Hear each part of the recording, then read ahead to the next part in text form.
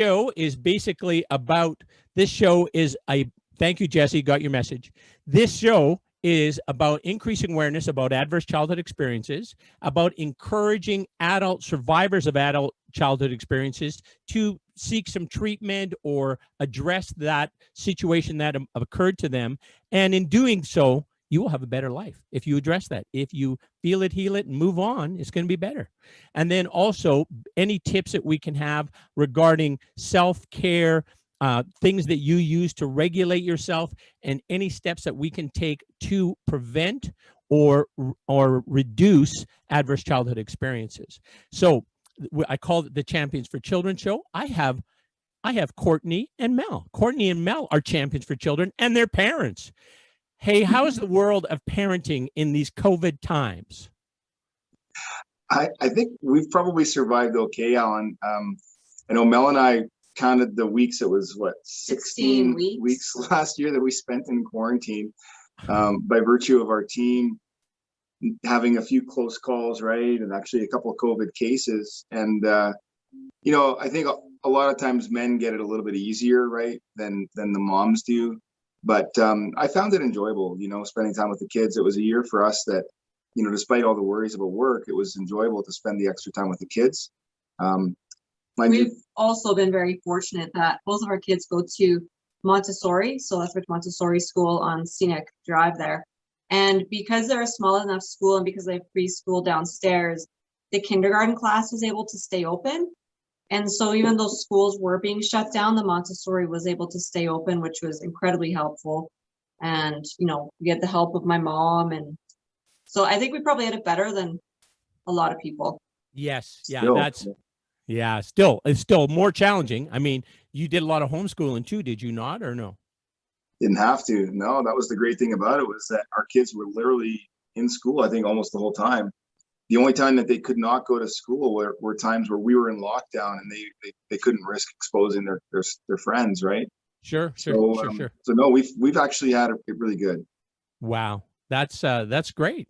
I have to tell you, these times have been incredible for me, but I realize that your situation and my situation are certainly not the norm. There's a lot of people that these are really tough times, and but for us, it's awesome because I've got a little bit more time on my hands, a little bit more self-care, a little bit more things. So it's been really good that way. But parenting is always a challenging thing. As if we asked your lovely mother, Mel, what would she say about parenting Mel? I would think she would say that I was fairly easy, really. I toe the line with being, I don't deal well with like disappointing somebody. And so like, I wouldn't want to disappoint anybody. And I'm also like a massive rule follower, which is probably different from Courtney. He lives in the gray a little bit more. And yeah, so I would say I was easy. My brother was probably a little bit harder just because he was, you know, doing things with his car that maybe he shouldn't be doing, like probably that one. Yes. But I would think she would say it was enjoyable and fun, and obviously not traumatizing enough where she isn't taking our two boys, so must have been somewhat okay. I would think it is.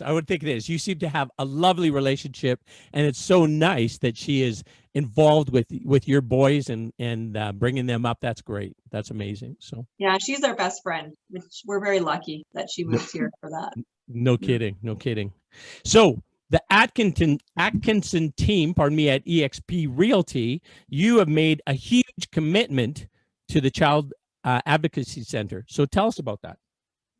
Yeah, so the Chinook Sexual Assault Center has a program called the Child Advocacy Center. And what it is they're building out it's a physical place, a physical location where children who have gone through some type of trauma, you know, I'm not the expert on this at all, but I'm assuming it would be a lot of sexual trauma, are able to go to a safe place. It would be a welcoming, non-medical environment where children can talk to somebody about how they're feeling, not necessarily about the actual sexual event that happened, but how they're feeling, how to get past that. And they do have these across the province. And so this is just an addition of that. And it's proven methods that increase conviction rates as well in terms of, pedophiles and sexual assaults against children. So we're super excited to be part of that. They've got a location already. The drawings are being built. It's being built out. It's proven. And, being a survivor of sexual assault and sexual abuse as a child, like, it means a lot to me to be able to give back. I don't have the mental fortitude to be involved with children and talk to them about that, but I do have the mental fortitude to be part of a program where at an arm's length we can make a difference without actually being on the ground, like those wonderful people that are able to do that. Yeah, agreed. I could not do that role as well. Like, I mean, the toll that would take on the, like, as an example, I have a victim service. I don't have a victim service. I volunteer in a victim services unit and have since 1995. And the people, the advocates that go out and spend time with somebody who's having the worst day of their life and hold their hand and cry with them and, that kind of thing, and be, oh my, like compassion fatigue is a real thing. And that's way beyond my emotional capacity, but the contribution you're making, huge, right? Child Advocacy Center, as you said, is in other parts of the province. We don't have it here. So especially the kids who have the worst maltreatment, they have a situation where they don't have to, if my understanding is correct, and Christine came and she talked to us, and she's one of my clients as well. Love her. She's awesome. But she was explaining how it works and that the kids don't have to get re-traumatized, right? Basically, they can do it in a safe environment. It's recorded once. It's like, so the kid doesn't have to repeat, this kiddo doesn't have to repeat that again and again. And so that's all great news. So their conviction rates are all higher, and it's a very integrated approach, right? Whatever that kiddo might need for support to move forward is available, right? There's very much a team environment to make that happen. So really, extremely valuable tool. Now, your huge donation, your amazing donation, is also part of a bigger program that you want to engage other people in too, as well, correct? Building safer homes, is that what you call it? Building stronger homes, yeah. Building stronger homes. Well said. Yeah.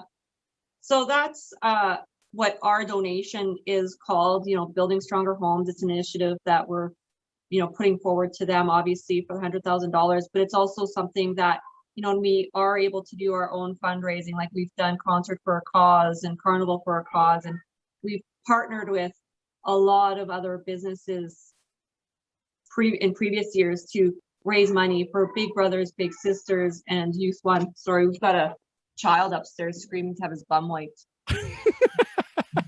Parented. Yes.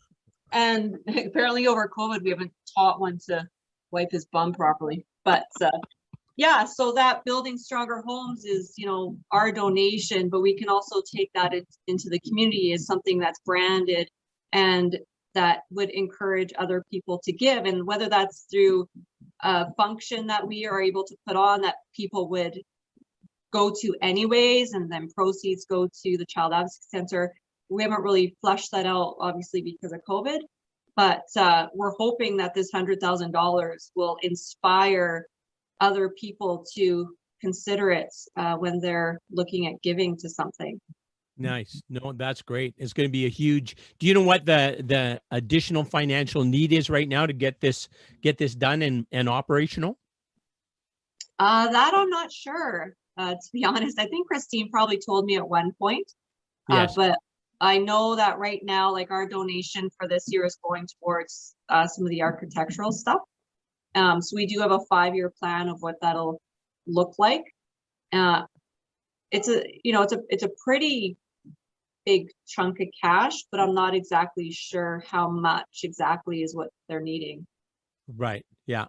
If I recall, I think she was saying about 220,000, like before your pledge, like, so maybe that's, anyways, I'm not exactly sure where they're sitting, but if other people have resources available and want to support a very important asset for our community, this would be a great one to support. It's going to be operational soon. It's going to make life way easier. It's going to stop predators, sexual violence predators.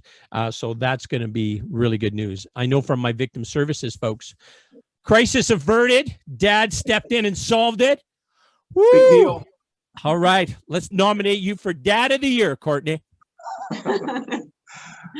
No medals deserved over here. Just can't wait till everybody can manage that little task on their own. Yeah, exactly. Exactly. We were just talking about encouraging others to follow your example with, watch this bring him in. We can introduce him. Hey, come here, Conrad. Come here, Conrad. Yeah, use the scissors. Be very careful, okay? See how that goes. If you're screaming, you know why. He's got the scissors out. He's doing haircuts now. I don't know what he's opening. Not too sure. We're encouraging others, Courtney, in your absence. Mel and I were just chatting about encouraging others to building stronger homes that would be part of that initiative to move this along. I mean, it's happening regardless, but certainly it's going to be better, more hands on deck to make that happen, right? So, yeah, naturally, once you kind of have, I don't know, somebody who's committed in that kind of way to that scale, you can open some doors for some other folks to contribute in other ways as well. And for us, it was, obviously near and dear to our hearts, given Mel's experience and the feelings that we have about this. And, the idea is to get the conversation happening and seeing if there's other people out there that maybe share those same opinions. And if they do, wonderful. It's a great project. Yeah, no kidding.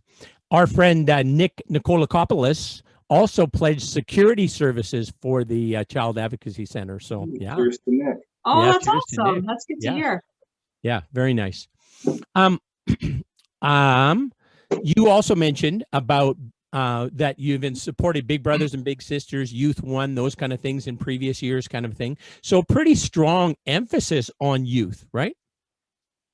Yeah, and I think that might have been, I don't think it was intentional at all. I think I would say that it was intentional. Mel's had an experience when she was a kid, and I think for the most part, she was a really good kid. And it's safe to say that I went down the wrong path. Like, I had a drug overdose when I was 12, right? And so I think, looking in ways that we can serve the community, I think I've always kind of had an eye on ways that we can serve young people and kind of helping them head in a better direction. And this is not in any way to suggest that my parents had anything to do with that. My parents were both teachers, wonderful people, and they did a great job raising me. I'm proud of my parents, but these things do happen to young people, right? And I think it depends on who you associate with and what opportunities you see and how you spend your time and who you spend your time with. And I think a lot of the things that we've done, Alan, have been, correlated to helping youth find a good path. Yeah, and I think from my experience, it was less about like not recognizing the youth part, but I've always been a big supporter of the person who hasn't had a voice or has needed help. And so, that does include youth, but that also includes the LGBTQ plus community. Like, I'm a huge supporter and ally of that community as well. And those aren't just children. And so from my perspective, it's always like I've always gravitated towards trying to help those people that might be bullied or put down or just left feeling powerless and needed somebody else to maybe help them find their voice or just know that they have support there. Yeah, very important, very important. And that's often the kids that are most at peril are those that are different, right? They don't have the supports in place. They're more, maybe they've got parents who don't speak English. Maybe they've got parents who are absent, right? So they're kind of at more of a vulnerable state. They don't have anybody watching their back, perhaps, right? Or looking out for them, right? Courtney, you were going to say something. No, nothing too important, but I can add to that. I think, for anyone's philanthropical endeavors, I think you try to lean into your own experience and trying to affect some outcomes that might have improved your own upbringing. And for Mel, she was certainly someone who experienced a great deal of bullying growing up. That wasn't my experience necessarily, but incidentally, I had, a transgendered sister as part of my growing up, in our family. And so a lot of these things I think kind of align for both of us in the way that we can serve youth. And, we're fortunate enough to have a successful business and to have a team, frankly, that's incredibly supportive of this endeavor. And so I think it's also important to note, Alan, that, we have a large team. I mean, probably 35, 45 people, if you count everybody, who is as behind this endeavor and supportive of it as we are. It's just that we happen to be the face of the organization. But if it was just up to Melanie and I, we wouldn't be in a position to do this. And so we're grateful that we get to work with these kind of people who see this vision, who understand how passionate we are about it, and then completely get behind it and ask what they can do to support. And in doing so, here we are with this ability to donate. Yeah, that the Atkinson team commitment to this and is huge. That's a very much a community leading endeavor or initiative, right? And we'll draw other people who want to be part of it too. So that's awesome. Yeah. One thing, Courtney, you were talking about, like when you were a younger man, when you were a boy turning into a man, you were a bit of a badass, weren't you? Alan, the stories abound. I mean, I've literally thought about starting a TikTok just telling these stories. And then every time I think of that thought, I think, do you really want this stuff out in the public? I'm not so sure, right? I mean, I think this is actually the first time that I've said publicly that I had a drug overdose at 12. So that gives you some indication. There's lots of stories to tell. So wait a minute. Are you doing little snippets of your life on TikTok? Is that right? Listen, this is like literally, I'm just an observer of this application, okay? Like I haven't had the guts or the wherewithal to actually post a video yet, but I'm thinking, man, like what would give entertainment value? And I'm thinking, these stories certainly would, but I'm not sure if they would paint my current life in the appropriate light for success, if you know what I mean. I'll tell you the main problem with this is that it caps at 3 minutes. Because there's no way he's going to get the message across in 3 minutes. Is that what you're saying, Mel? That's exactly what she's saying. Well, I love your videos. When I get a chance to watch them, I love your videos. When Especially you got an hour. Hey, I am no one to talk since I'm like broadcasting, 10 hours, about 10 hours a week is what I broadcast on stream on YouTube and Facebook, right? So like if people are watching my stuff, they got way too much time on their hands, right? That's the reality of that. I got on my singing, I got a whole bunch of 3-second watches, and I'm thinking 3-second watches. That's just somebody who's got slow reflexes. That's just like, but anyways, my point was, I don't think you had good parents. You had, a good life, but you had normal parental type, maybe you weren't, no, you were a jock when you were a kid, but like I was not. I was the fat kid who was unpopular. But whatever your normal things when you're a teenager, it's hard. And you know what even makes it harder, I've learned? You and I, well, me more than you, were taught about the man box. This is what a man is about. And if you trying to deviate from that man box, your fellow boys are going to slap you and kick you and beat you and say, this is where we got to stay. And a lot of it is crazy stuff. A lot of it is, I'm learning this and saying, oh my goodness, this makes sense. I understand this now. So, yeah. I turned 45 this year, Alan, and I think one of the things that happens in your 40s is you give fewer F's about what people think about you. And I think, if you've had a decent enough journey, you get to a point where you start to understand yourself a little bit. And, reflecting back, I can say that those days when I was at that age, I was struggling to fit in. Really, I had two communities, one where my dad lived and one where my mom lived. And I didn't really feel like I was settled anywhere. And I felt like I needed to do some things to stand out in each of those places. And the ways that I chose to stand out were super masculine and super deviant. That's really what it came down to. I was like the guy that was going to do the most extreme things to make a name for himself so that he would be in some way recognizable to people and matter, really, is what it comes down to, just to be of consequence to somebody, right? And then the older you get, you realize that, hey, listen, it just matters what you think about you. Great if you can find a wonderful life partner like I have that can live with all this crazy bullshit, and then be lucky enough to raise 2 small children and then have some impact in your community. This is all kind of, a coming around story, but, I think we're just fortunate to recognize at this late stage in life that none of that shit really matters, you know. But when you're young, everything matters. You know, what one person thinks of you is everything, right? See, and I was lucky because even though I was bullied, you know, because I was, you know, when I went into elementary school, I just been coming out of like being sexually abused. Well, immediately I was vulnerable and a target. And no matter what those kids would say to me, and it happened from, you know, grade 2 on, whenever I would come home, my mom would say to me, it's honestly not you, it's them. So I've got an abundance of confidence.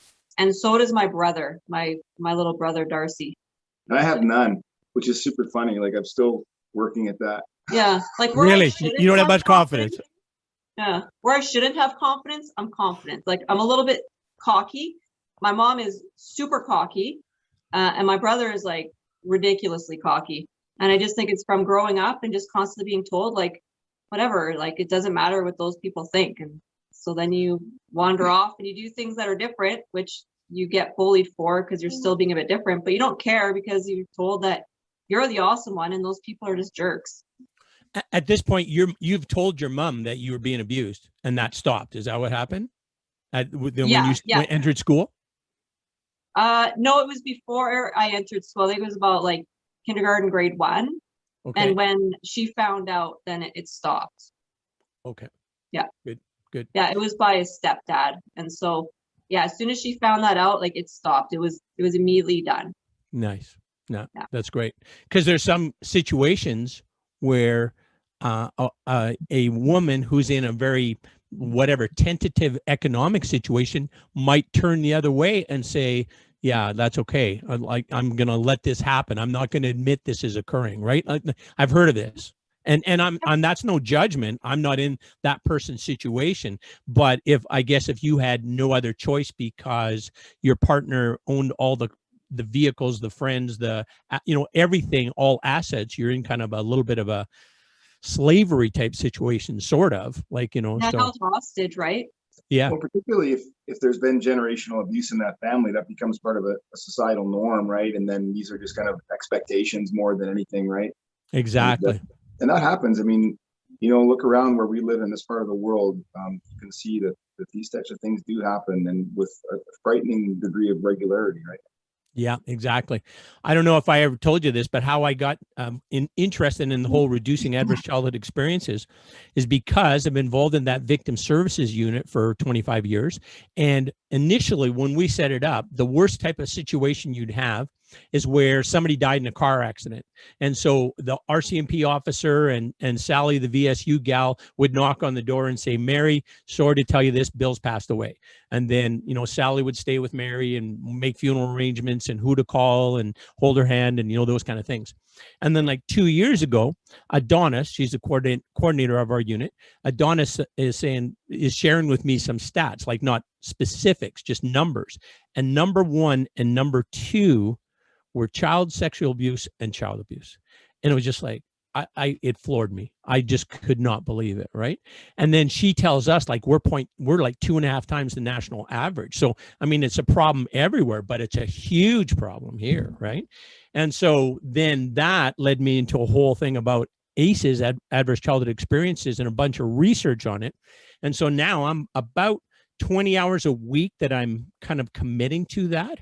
And I figure I got 20 years, good 20 years I can do that. So that's like 20,000 hours. I should be able to make a difference. I should be able to contribute. I should be able to attract more people to help, because there's groups within our community, they think they can end violence. They can end violence in the whole province, right? So, and well, if they can end it here, they can end it anywhere. But they believe, and it's, as Courtney was mentioning, about breaking that cycle, right? If you have somebody that child who's been abused, then there's a much greater likelihood of being abused again, or being an abuser, right? There's a big connection there. Well, if you can stop the initial one, then you stop that cycle, right? And that I think it's possible to do that. So I'm excited about if there's a way. And your contribution, your support is huge in moving towards that. So now go ahead, Court. Sorry. Oh, sorry to interrupt you. I just said it's what we can do. Mel, did you your mom supported you, and that was awesome. And then how did you then, just with her support, then it sort of, the effect of it dissipated for you? It wasn't something that had a lingering negative impact on you, that abuse? I would say, like, what I've learned is that I guess some people have the ability to move forward and some people don't, and it's in your DNA. So I've learned this from a doctor, that so abuse stays in your DNA, but how people are able to cope with that abuse is almost genetic. And I'm not a doctor, I'm just relaying information that this one doctor said. Is so, if I didn't have a specific DNA and I had another kind of DNA or another type of genetic development, then I could have easily ended up on the street. It just so happens, luckily, I have this other kind of DNA where I was able to, cope and refocus and just, work, the kids, hey, Hey, just Carson, naturally move you can forward. get your own water, please. And, of course, that comes with support from my family as well. Like, my mom was amazing, and my brother and my dad, and, like I've had that. But, I'd say the biggest thing, that's the two things that have probably come out of that were a result of the abuse was, you are more likely to just fall into that natural state of letting it happen again, because at the time when it's happening, when you're younger, you're able to just like flip that switch and go somewhere else. And so eventually, if it happens again, you flip that switch and go somewhere else rather than fighting. And what really changed me on that one is I went to a self-defense course through Camp Hoo-Ha in Lethbridge, I guess over a year ago now. And it was by these two women out of Calgary from Empowerment Inc. And they didn't focus on the actual physical fight. They focused on mindset. And before, if I'd be walking down the street and there was somebody walking behind me, I wouldn't want to offend them, even if I was scared, because I wanted to be polite. What I learned from this Empowerment Inc. Camp Hoo-Ha self-defense class is like, I don't need to worry about that person. I don't need to worry about offending them. They're offending me by getting into my personal space and my boundaries. So my responsibility is to myself. So now I'll cross the street. Now, if I feel like someone's going to come after me, and luckily I haven't had to do this, like, I will fight. I will turn and I will just act like a crazy person and start swinging just to get them away. And that's a mind shift for me. There's this movement that was started in the States called Not Today, Motherfucker, where a runner was attacked and, she was being, someone was trying to rape her in a bathroom. And for whatever reason, she just got this like surge of energy. She stood up, and this guy's quite a bit bigger than her. And she yelled at him, "Not today, motherfucker," beat the shit out of him, ran out, called the police, and they caught the guy. And so that's been my mantra now. Yeah. Like, my mantra is no longer like, oh, I need to worry and be polite.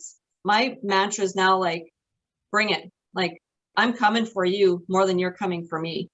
And then the other residual impact I'd say it had on my life is, like, I had a lot of, not anger towards the abuse or anything. My anger was more around if somebody would say something about a person who didn't have power or a voice, and they weren't ever able to put themselves in that person's shoes, right? So, for example, like, I was hearing a conversation of someone who was, oh, so-and-so's son is transgender, but they're trying to just make them that way and blah, blah, blah. In which I just got very angry. I'm like, you don't know what's going through their mind. Like, you've never been in that position.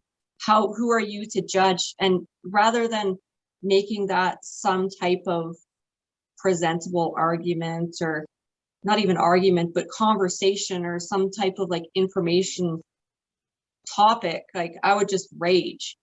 And what I eventually took away from that, I went through probably 2 or 3 years where I would just get mad at little things like that. Like people would just trigger me with misogynistic comments, rape culture, whatever it is, would trigger me where I would just get mad. And now I'm like, you know what? I can't change that person's opinion. It's sad to say. I can't trade.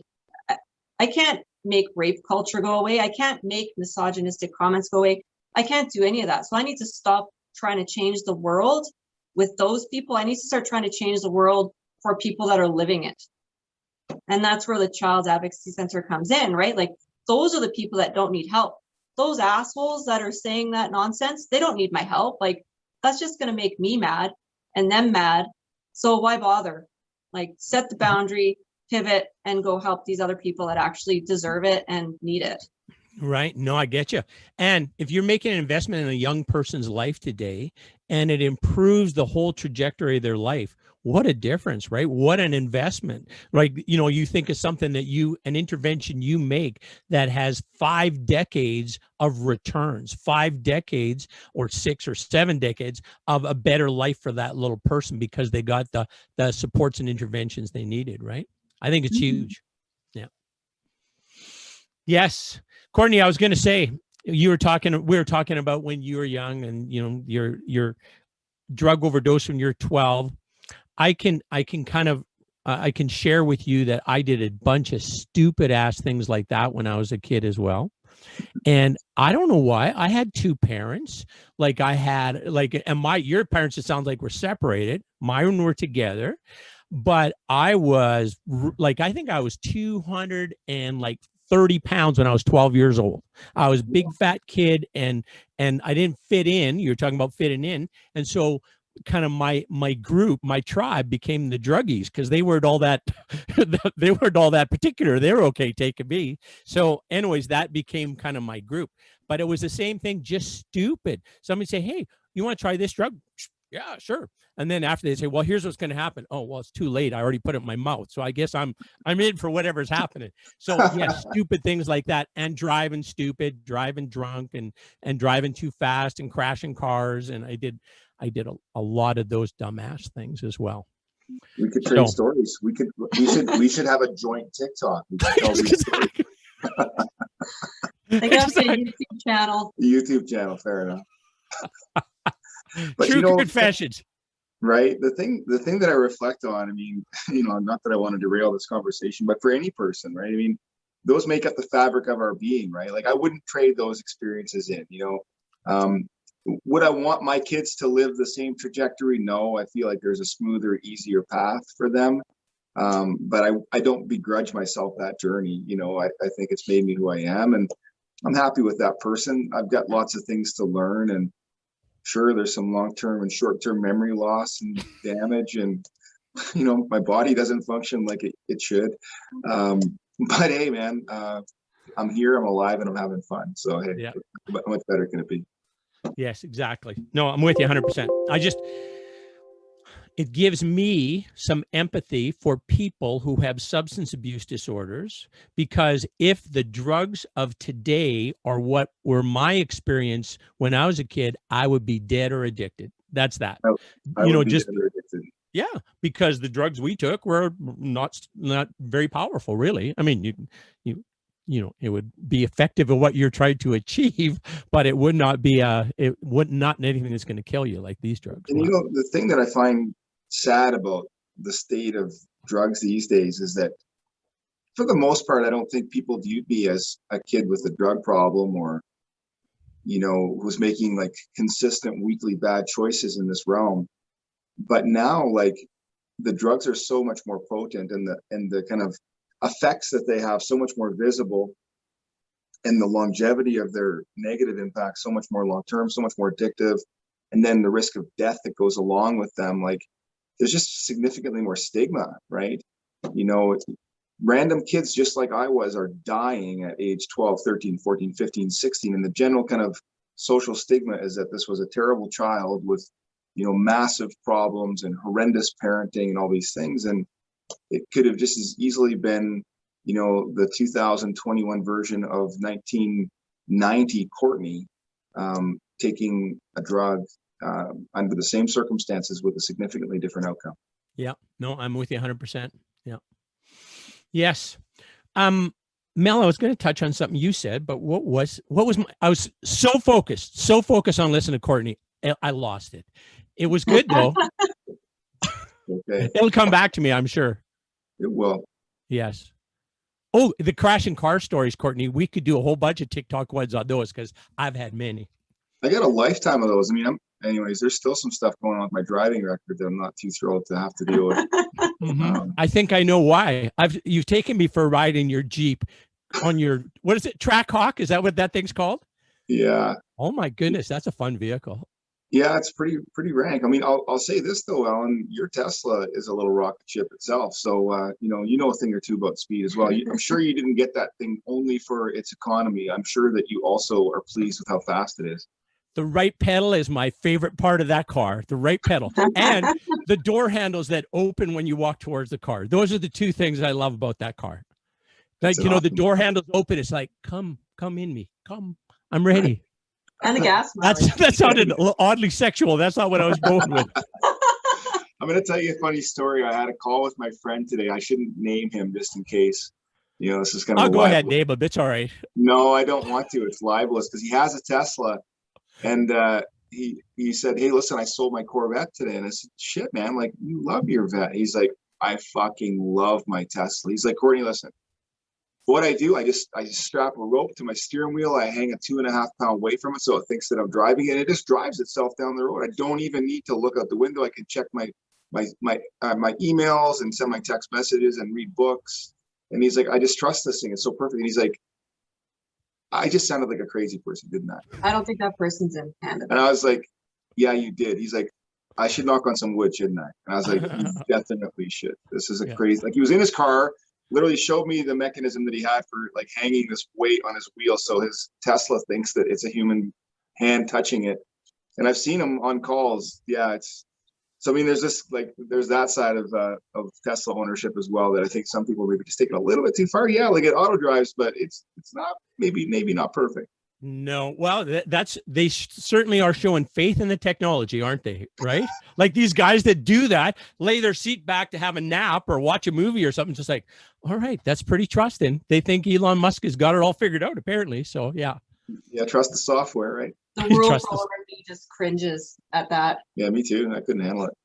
Hey, you know what? Here's what's going to sadden me. Probably in my lifetime, we're going to go from cars that we have steering wheels and shifters and brakes and clutches and accelerators to pods that you get in and say, take me to Atkinson Associates. That'll be sad when the driving experience is no more. It's not going to be sad because for those people that lose their license, at least they don't have to drive around in a scooter. But you know, it's funny you should say that because just yesterday I was watching a video with Elon Musk talking about automation and ride sharing. So his agenda right now is basically to eliminate Uber and Lyft with autonomous driving in Tesla. So they figure you can buy a Tesla, you can opt into the autonomous ride sharing program. Tesla will take 35% of the earned income, and you'll be ahead about $35,000 a year by lending your car to this autonomous fleet. You don't have to drive it. It will drive itself, right? And so that's a whole other concept that, you know, that we have yet to really kind of let sink in, but this is the guy that's taking us to, you know, to populate Mars. So autonomous driving doesn't seem like a real big deal, I'm sure. Yeah, no, I don't. I don't think from his perspective it's not anyways, right? So, wow. Did you see him as when he did Saturday Night Live a couple weeks ago?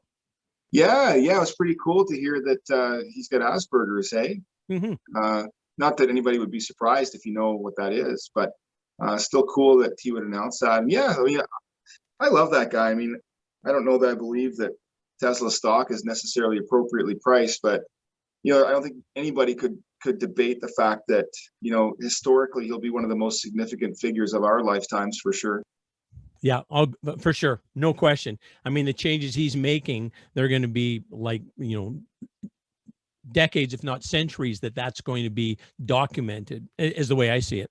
So, and the scope as well, right? Like, you know, they're worldwide in scope. So brilliant guy, odd, of course, but that's not a big surprise, I don't think, for being that brilliant, right? So, yeah. No, yeah, it'd be a shame if he was normal, right? Exactly. He wouldn't be getting shit done like he is now. So, I think so. I know what I was going to ask you as well. Big Brothers Big Sisters, our friend Jen at Big Brothers Big Sisters, tell me about your relationship, like Atkinson and Big Brothers, or Courtney and Mel and Jen, that kind of a thing. Yeah, I think it started primarily when we worked with a guy by the name of Ryan Tennell, who's now an independent agent with the Berkey Tennell team. And he came over and really introduced us to Jen. I don't think we were super familiar with the organization, but he was on the board and really passionate about the work that they were doing. And we got to know Jen and really got to vibe with what they were up to and the impact that they were having in the community. And so for a long time, anytime that we had a fundraiser or some way to generate income or to make a small donation or to try to some way impact that organization, we did so for a long time. And I think, one of the great things, Alan, about I don't know, philanthropy and I think these types of community organizations is that they're often run by these kind of really, really outgoing, generous, kind-hearted, giving people. And Jen's certainly no exception. She's been with the organization a long time, and all you'd have to do is to meet her and see her passion for giving to those kids, and she just makes you want to be a part of it. Whatever that looks like, whether you're sponsoring, the gala, which they used to do up until COVID times, which is one of the better galas of the year, frankly, in my opinion. It's kind of a casual, affordable, great night where we can, spend some money and know that it's going to a great cause. So we've just, in a lot of small ways, I think, tried to give to them over the years. And I'm also proud to say that, I was able to be like the chair of a committee where our Rotary Club gave Big Brothers Big Sisters, I believe it was $100,000 to help them finish out their building. And so I was fortunate enough to chair that committee and be able to pass the ceremonial check over to Jen, despite the fact that I wasn't a decision maker in that at all. But it was just really cool to be engaged in that, because we feel strongly about that organization, and it was awesome to see that our Rotary Club supported it so wholeheartedly as well. You might not have heard about what we're working on right now, Big Brothers Big Sisters and our Rotary Club. It's called the Rotary Ready Set Drive. And so so basically it's to help young people. We're thinking 14 to 17 for the demographic that we're going to focus on, to get their driver's license. So basically the driver guidebook that you go through to write your test, then we're going to help them go through this. And I think it's going to be real excited. Jen's real excited about it. And I think it'll be a big value, because kids who Courtney, how old were you when you got your driver's license? Well, as the minute you could do it, I think it might have been like 2 days after it was possible is when I got it. Yep, me too. On my 16th birthday, I'm there ready to do it, get a vehicle registered. I'm good to go. So there's people now, kids who are 18, 19, 20, 25, don't have a driver's license. So in terms of their employability, in terms of their freedom, in terms of their opportunities, way less, right? And so what we want to do is just kind of work with them to help them get their driver's license. That's going to give them more opportunities, more abilities to kind of be employed and get the benefits out of life that they should. So would that be current volunteers of Big Brothers Big Sisters doing that, or is that something that Rotary and Big Brothers Big Sisters are looking for volunteers for? We're looking for volunteers for it. Basically, there's 3 of us right now. Oh, come on and bring them on over and introduce them. Here, can you say hi? Hi. Say hello. Can you say hi to Alan? Next time you run with scissors, just hold them like this. How about I want them like. Why? Who's Alan? Alan is our friend. Here, let's go upstairs. Dad's gonna finish. Let's go. It's like a magnet. You just hang out somewhere and tell the kids not to come down, and then it becomes the most hot spot in the house, right? Exactly. They got to be here. So, but that's great. But mom and dad are right there. They're going to look after them. Good. That's awesome. Just reflecting on this program that you have, it kind of resonates with me, Alan, because this year, for the first time, we recognized that we need to have a new criterion for bringing people onto our team. We need to ensure that people have their driver's license. This is the first experience that we've had with people who want to be realtors who have not endeavored to get their driver's license independently. And I'm like you. I mean, listen, I had my license. I think I was even 15, but let's say I was 16. I lost it literally 2 weeks later for speeding, and then got it back again.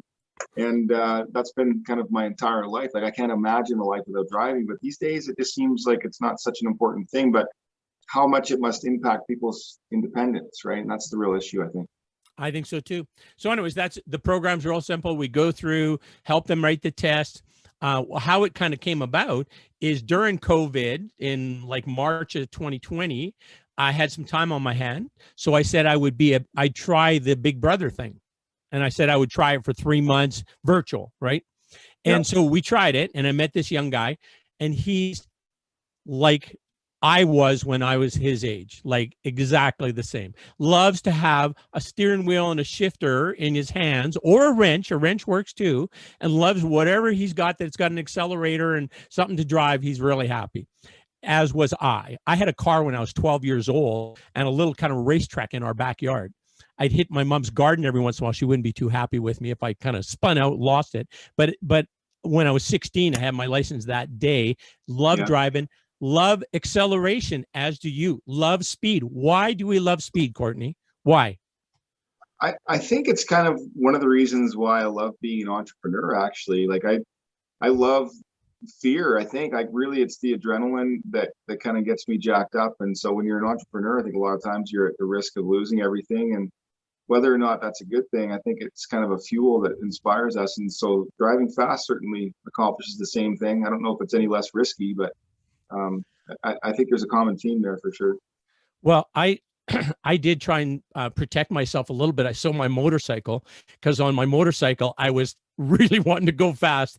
And of course, I was a little bit more vulnerable to the motorcycle, right? You run in that thing would go 265 flat out. And 265, I was running on a road back behind Pincher there where it was wide open, but kind of like not really good pavement. Then I'm thinking, man, if a gopher comes out and I nail that gopher, I'm pretty much done. They'll be picking up pieces of me for the next mile, right? But anyways, the rotary ready, I got us waylaid. The rotary ready said, I was just gonna say, I literally sold my last super fast motorcycle under nearly identical circumstances. Did you? Yes. Well, I'm glad that we have something in common that we're both challenged with a little bit, because I certainly do. And that's even the Tesla. Now I'm not speeding so much, but at every red light and every stop sign, I just pin the thing, bring it up to speed, and then just coast, right? And so probably everybody else at the light is like, what was that all about, right? So, but anyways, I do it all the time. Hard on the tires, but fun like crazy, so. Oh, that's right. Keeps the blood pumping, right? Exactly. So anyways, that's how this program came about. I was working with he just turned 14. I said, okay, you're going to get your driver's license. He said, yeah. So we went through the thing together, and it was a good thing because he needed some help with reading. There was a lot of words that I think he knew verbally. He'd seen in videos. He'd seen people say those words, but he never read them on a written page, right? And so he couldn't recognize the word. And a lot of them were really basic words. So anyways, it went well, and I think it's making a difference in his life, and now I'm into the Big Brother thing. I just said, I'm your big brother until you get too tired of hanging around with the old man. That's how this is going to work. It's cool that you do that. I mean, I've often considered, big brothers, big sisters from a time standpoint, but I'm so fearful of not being able to deliver on that promise. And I gotta say, man, one of the things that I've always admired about you is that you don't mess around. Like you're serious about your time and how you give it, and you give it intentionally and with a high degree of commitment and integrity. So I want to honor you for that. And it's not like you don't have a lot on the go. It's not like you don't have a property that requires care. It's not like you don't have a family. It's not like you don't have a business to run. You're doing all these things. And so for your viewers that maybe don't know that about you, they should know that about you. They should acknowledge you for that, because you've been doing it for as long as I've known you, and as far as I can tell, at least since 1995. But I got to imagine before that too. You're great at execution. Like, thank you. It's great to have a lot of ideas. It's hard to actually implement them and make it happen, and you're consistently doing that. Thank you. Yeah, thank you. I am trying to get more focused now than I was in the past. I volunteered lots in the past, but I think all my my contributions were fairly limited just by my choice of what I was doing, or my impact that I would make, or that I would support in making. It's not going to be all me, but it's engaging the people. I think it was a little bit indirect from what do I want to achieve, because what I want to achieve is about reducing adverse childhood experiences. If we get kids on a better path right now, like, Mel, you're like a textbook of how it's supposed to, well, except for the abuse part happening. But so let's say if you could eliminate that from happening, that'd even be better. But where it did happen, and you had the supports, and you had the genetic makeup, and you had, the support from your family, and then, you go and you have this life that's amazing and incredible, and you're a big contributor, and you donate or you volunteer with Rotary, and you're a bodybuilder, amazing mom, and like all the stuff you got going on. It's incredible. So like, that's the path that we want people to take, right? And that's the path that I think naturally comes to people who get the kind of childhood that we should all have, the kind of childhood that we have different experiences, we have exposure to different things, we have support, we get, if we need some correction, it's gentle and saying, hey, you didn't quite get it that time, let's try again, and like, here's what you might want to look on, focus on this, right? As opposed to, the very harsh treatment that somebody gets when they make a mistake, right? And that, that perpetuates as well, right? So I also think raising your kids to be aware of community, like we're always talking to our boys about community. My mom always talked about community. She would say things like, well, you don't know what kind of day they've had, like, don't assume that you know what that person's life is like. So that was really helpful, and I feel like we're doing the same with our boys, right? Like, they'll, as any kid does, complain about whatever, and it's like, some people don't have houses, some people aren't having a shower, you're complaining about Cheerios, some people don't have food. And now I'm starting to see it stick, right? Because they'll see somebody outside and they'll be like, oh, that's sad, they probably don't even have hot water, so they're picking up on those differences. And even at school, right? Like, Montessori is wonderful in the sense that they teach kindness and love and friendship and community. And so the boys are talking about filling buckets. And if they see somebody sad, then they try to go help that person. And it's great that what we're doing at home is also being encouraged at school, because in the end, I want those boys to be out in the world, and I want them to be helpful.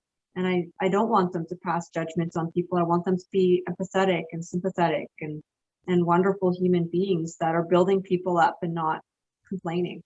That's awesome. Montessori, you're obviously a big fan, like right from the get-go, that's where your boys have gone? Yeah, so Mandy DeCecco Kalibaba actually recommended it. Like, when you're a new parent, you don't know what you're doing. Sure. And so I think it was like July, and Mandy had said to me, where are your boys going for preschool? Or where's Carson going for preschool? And I was like, well, I don't know. It's only July. Like, I have to register them because, September is right around the corner. She's like, oh, Melanie, you needed to do that in February.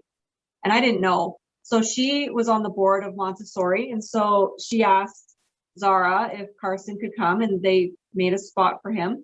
And then she introduced me to being on the board. And so I've been on the board with Montessori now for 3 or 4 years as treasurer. And it's, as Mandy calls it, a little place of magic. And nice. I wholeheartedly agree that Montessori, Lethbridge, is a little piece of magic. It's just such a beautiful and wonderful place. That's amazing. That's amazing. And so the curriculum they're having is, I'm sure very good, but more the life skills and just the caring human being type things that they're learning are more so at Montessori than you'd believe it would be at other schools. Yes? I'm not sure. I don't know. I've experienced with any other schools. I only know Montessori, and the boys are going to Fleetwood in Montessori. So Carson starts grade 1 there. Conrad's going to finish out Montessori at Scenic for kindergarten, and then they'll both be at Montessori Fleetwood until grade 5. So I don't know any other experience from, I do feel like the boys know a lot, like they're talking to me about planets and body, and they can write their names and spell and read, and they're 4 and 6. So it's, and I just got that stuff figured out last year, so that's amazing. Well, yeah, and Carson just asked if he could stay at school until the day's end. Like, he's only going till 1 and he wants to stay longer, and Conrad wants to stay longer. So the fact that they want to stay at school longer and not like, and they love my mom, like absolutely love her. She's their best friend, but they're like, we want to stay at school longer and be with our friends and be with our teachers. Nice. That's great, eh? That they love it so much. Wow. I think one of the things that I like about it is that it's kind of a more organic approach to learning, right? I mean, historically, school is highly structured. The curriculum is clearly dictated, and there's a time and place for every single thing to occur, right?